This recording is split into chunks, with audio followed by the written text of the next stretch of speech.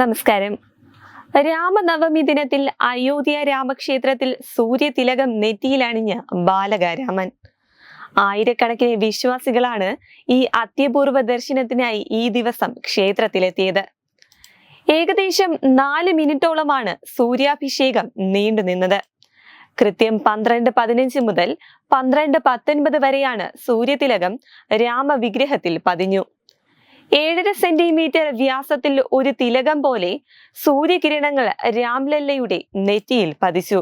പ്രാണപ്രതിഷ്ഠയ്ക്ക് ശേഷമുള്ള അയോധ്യാപുരിയിലെ ആദ്യ ശ്രീരാമനവമി ആഘോഷം അപൂർവ അനുഭവമായി.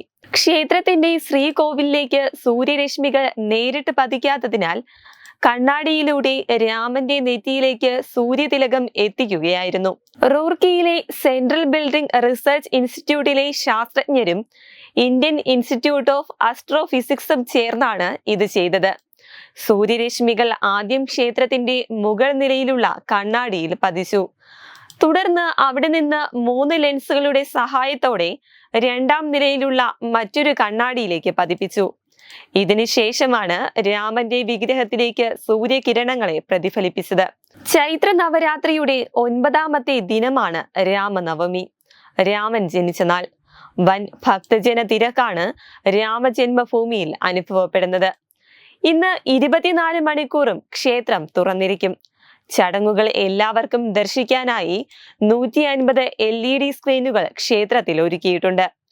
ഭക്തരെ വരവേൽക്കുന്നതിനായി അയോധ്യയിൽ വിപുലമായ സുരക്ഷാ ക്രമീകരണങ്ങളും ഏർപ്പെടുത്തിയിരിക്കുകയാണ്.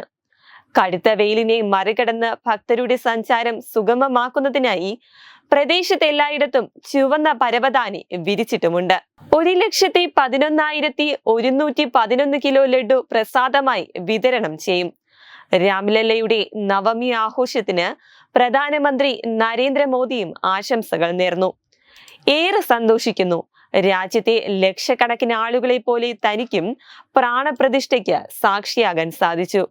അന്നത്തെ ദൃശ്യങ്ങൾ അതേ ഊർജത്തോടെ ഇന്നും തന്റെ മനസ്സിലുണ്ടെന്നും പ്രധാനമന്ത്രി എക്സിൽ കുറിച്ചു.